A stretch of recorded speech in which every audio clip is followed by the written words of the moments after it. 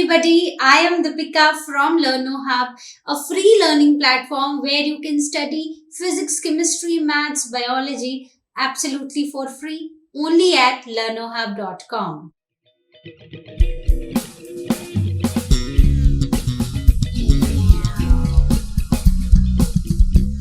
तो बच्चों, आज हम स्टार्ट करने वाले हैं क्लास 12 बायो का नेक्स्ट चैप्टर, जो कि है माइक्रोब्स इन ह्यूमन वेलफेयर। तो इसके जितने भी एनसीईआरटी क्वेश्चंस हैं उनको हम दो पार्ट्स में सॉल्व करेंगे। आज हम डिस्कस करेंगे question number 1 to question number 6। So let us start with our question number 1। Question number 1. Bacteria cannot be seen with the help of naked eyes, but these can be seen with the help of a microscope. If you have to carry a sample from your home to your biology lab to demonstrate the presence of microbes under a microscope, which sample would you carry and why? तो हमसे बहुत ही simple सा question पूछा गया है कि हमें पता है कि जो माइक्रो ऑर्गेनिजम्स है दे आर वेरी टाइनी, ठीक है। तो अगर हमें माइक्रो ऑर्गेनिजम्स में बैक्टीरिया को स्टडी करना है तो और हमें ये बोला जाए कि आप घर से सैंपल लेकर आओ, तो आप कौन सा सैंपल ले जाओगे घर से? तो सबसे पहली बात कि जो बैक्टीरिया होते हैं वो बहुत छोटे होते हैं, नेकेड आई से हम उनको देख नहीं सकते, लेकिन हमें पता है कि हमारे आसपास जो चीज़ें हैं ना वहाँ पर बहुत सारी जगह पर हमें बैक्टीरिया देखने को मिलता है। तो ये जो बैक्टीरिया होता है ये हमें बहुत इजीली मिल जाता है कर्ड में, राइट। तो कर्ड में होता है लैक्टोबैसिलस बैक्टीरिया, और इसे एज अ सैंपल हम लैब में लेकर जा सकते हैं और स्लाइड बना के माइक्रोस्कोप के अंडर हम उसको देख सकते हैं। तो क्यों लेकर जाएंगे? क्योंकि सबसे इजीली अवेलेबल है तो डो भी है, ठीक है। डो में भी होता है, जैसे इडली का बैटर है, डोसा का बैटर है, ठीक है, उसमें भी हमें मिलेगा, चीज़ में भी मिलेगा, लेकिन सबसे इजीली अगर हमें मिलेगी जो चीज़ वो है curd. So I hope this was simple and this is clear to you. Question number 2. Give examples to prove that microbes release gases during metabolism. तो हम कैसे बताएंगे कि हम कैसे प्रूव करेंगे कि माइक्रो ऑर्गेनिजम्स जो हैं वो जब मेटाबोलाइज करते हैं तो वो गैसेस रिलीज करते हैं। तो ये प्रूव करना बहुत ही सिंपल है। तो हमने पढ़ा है कि जो एक पफ्ड सी अपीयरेंस होती है, जो जैसे अगर चीज़ है या फिर you can say Swiss cheese है या फिर इडली डोसा का जो बैटर है बहुत कॉमनली देखा जाता है, उसके सिवा ब्रेड को बहुत कॉमनली हम देखते हैं। तो इन सब में ना हमें होल्स दिखाई देते हैं और ये थोड़े पफी होते हैं, मतलब इनकी थोड़ी पफ्ड अपीयरेंस होती है। इससे पता चलता है कि इनमें क्या है, इनमें गैसेस रिलीज हुई हैं। तो सबसे पहला हम एग्जाम्पल देंगे, puffed appearance of idli dosa and bread dough is due to the production of gas, ठीक है।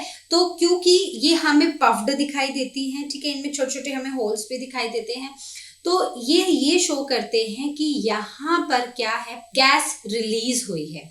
Then coming on to the second one, that is large holes in the Swiss cheese. Swiss cheese में ये बड़े बड़े जो holes होते हैं ये हमें ये बताते हैं कि ड्यूरिंग द प्रेपरेशन यहाँ पर कोई गैस प्रोड्यूस हुई है। जनरली मतलब जो गैस है that is carbon dioxide gases produced during the production, ठीक है। इसको बनाने के टाइम पर यहाँ पर जो गैस प्रोड्यूस हुई है, अब गैस है वो अंदर तो रहेगी नहीं, वो किसी ना किसी तरीके से बाहर आएगी। जब वो बाहर आएगी तो ये होल्स बन जाएंगे, ठीक है। तो I hope these are the 2 examples and these are clear to everybody. तो आपको जब प्रूव करना है तो आपको यही 2 एग्जाम्पल्स लिखने हैं, और भी आते हैं तो ऑब्वियसली आप वो भी लिख सकते हैं, बट ये 2 भी लिख सकते हैं। चलिए देखते हैं अपना question number 3। Question number 3, in which food would you find lactic acid bacteria? Mention some of their useful applications. तो आपको बताना है कि lactic acid bacteria कहाँ पर, कौन से खाने में देखने को मिलता है और वहां पर उसकी कुछ यूजफुल एप्लीकेशंस हमें बतानी है। तो लैक्टिक एसिड बैक्टीरिया को हम LAB भी लिखते हैं, ठीक है। So this is lactic acid bacteria. तो अगर कहीं भी माइक्रो ऑर्गेनिजम्स की बात हो रही है और LAB लिखा है तो it can be lactic acid bacteria, ठीक है, it is lactic acid bacteria. तो लैक्टिक एसिड बैक्टीरिया रिकॉल करो क्वेश्चन नंबर 1 का आंसर कि हम मोस्ट कॉमनली कौन सी, अगर हमें बैक्टीरिया को टेस्ट करना है तो हम क्या लेके जाएंगे, हम कर्ड लेके जाएंगे। कर्ड में क्या होता है, लैक्टोबैसिलस होता है, वो क्या होता है, that is the lactic acid bacteria. तो जो मोस्ट कॉमन फूड है, मतलब जो फूड है जिसमें लैक्टिक एसिड बैक्टीरिया देखने को मिलता है वो है कर्ड, राइट। उसके बाद कर्ड, मतलब कर्ड में लैक्टिक एसिड बैक्टीरिया का क्या काम है, मिल्क जो होता है, मिल्क में होता है लैक्टोज शुगर। क्या होता है मिल्क में, मिल्क में लैक्टोज शुगर होता है, और इस लैक्टोज शुगर को जो लैक्टिक एसिड बैक्टीरिया होता है वो कन्वर्ट कर देता है into lactic acid, right. So this is the this is the application of lactic acid bacteria.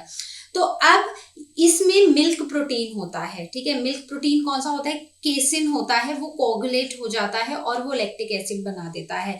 Basically milk में केसिन प्रोटीन होता है और वो कोगुलेशन हो जाती है उसकी, तो हमारा लैक्टिक एसिड बन जाता है। फिर इससे क्या होता है, इससे जो कर्ड है, मिल्क से भी ज्यादा न्यूट्रिशनल वैल्यू होती है कर्ड में। It increases the nutritional quality of the curd and check for the growth of the harmful bacteria. तो एक तो इसकी न्यूट्रिशनल क्वालिटी ये बढ़ा देता है, इसको रिच कर देता है विटामिन में, विटामिन B12 में, और ये जितने भी हार्मफुल बैक्टीरिया हैं उनकी ग्रोथ को भी रोक देता है, क्योंकि थोड़ा सा एसिडिक हो जाता है तो कुछ बैक्टीरिया की ग्रोथ को ये रोक देता है और इसको हेल्दी बना देता है हमारे लिए। तो I hope this is clear. Question number 4, name some traditional Indian foods made of wheat, rice and Bengal gram or their products which involves the use of microbes। तो हमें कुछ ऐसे इंडियन ट्रेडिशनल फूड्स के बारे में बात करनी है जो कि या तो व्हीट से बने हैं या राइस से बने हैं या फिर बंगाल ग्राम से बने हैं या फिर उन्हीं के प्रोडक्ट से बने हैं। बंगाल ग्राम मतलब चने वाली दाल, ठीक है।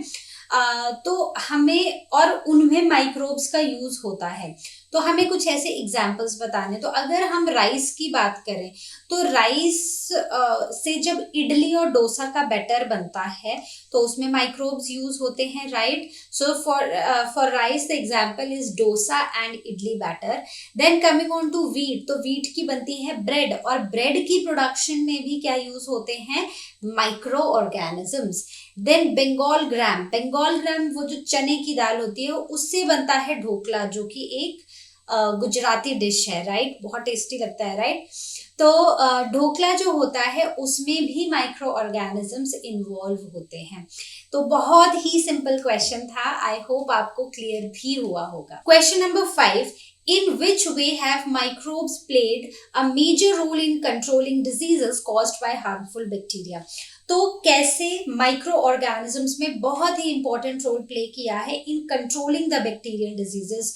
तो अब कुछ पैथोजेंस होते हैं। पैथोजेंस कौन होते हैं, वो ऑर्गेनिजम्स जो कि हमारी बॉडी के लिए हार्मफुल होते हैं, ठीक है। वो माइक्रो ऑर्गेनिजम्स जो हमारी बॉडी के लिए हार्मफुल होते हैं उनको हम बोलते हैं पैथोजेंस। तो bacteria obviously they are useful, जैसे कि हमने कर्ड में देखा, ब्रेड में देखा, चीज में देखा, ठीक है। They are helpful to us, but there are certain which actually causes very like severe diseases in humans as well as in animals as well as in plants.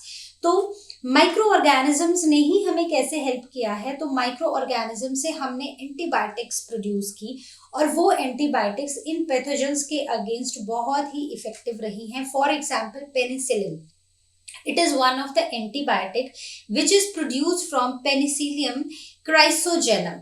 तो ये इस माइक्रो ऑर्गेनिज्म से, पेनिसिलियम क्राइसोजेनम से हमें एक antibiotic हमने बनाई है जो कि है पेनिसिलिन, राइट। ये जो पेनिसिलिन है ये बैक्टीरियल इन्फेक्शंस को प्रिवेंट करने में बहुत ही हेल्पफुल है।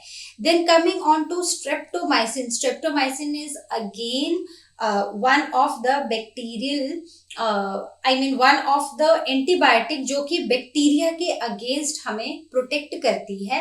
तो ये बनी है स्ट्रेप्टोमाइसिस ग्रेसिस से, राइट। तो हमने देखा कि पैथोजेंस हैं, बैक्टीरियल पैथोजेंस हैं, लेकिन हमने माइक्रो ऑर्गेनिज्म से ही उनके अगेंस्ट एंटीबायोटिक्स की प्रोडक्शन की और हमने बहुत सारे बैक्टीरियल इन्फेक्शन से हमने छुटकारा पा लिया या हमने उनको रोक दिया।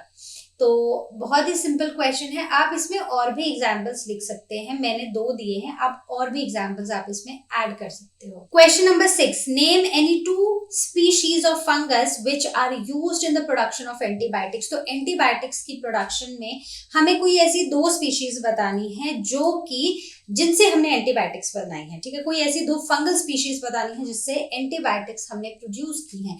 तो हमने सबसे पहले हम बात करेंगे पेनिसिलिन की। पेनिसिलिन एक एंटीबायोटिक है जो हमें मिली है पेनिसिलियम नोटाटम से।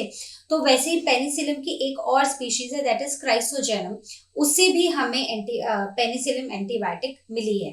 Then coming on to the next antibiotic that is fumagillin. Fumagillin हमें मिली है एक फंगस से जिसका नाम है एस्परजिलस फ्यूमिगेटिस, राइट। तो बहुत ही सिंपल है, आप इसमें और भी ऐड कर सकते हो अगर आपको और पता है। मैंने यहाँ पर सिर्फ 2 लिखी हैं क्योंकि हमसे 2 पूछी गई। तो जितने भी क्वेश्चंस आज हमने डिस्कस किए हैं इस चैप्टर से रिलेटेड, आई होप आपको वो सभी बहुत ही अच्छे से क्लियर हुए होंगे। Do add your examples to each and every question if you have, and I would be very happy अगर आप वो सारे ऑप्शंस लाइक क्वेश्चन नंबर 1 में कुछ और एग्जांपल्स देकर आप हमें कमेंट सेक्शन में भी लिखोगे। So now we will meet in our next video जिसमें कि हम बचे हुए सारे क्वेश्चंस को डिस्कस करेंगे from the chapter microbes in human welfare.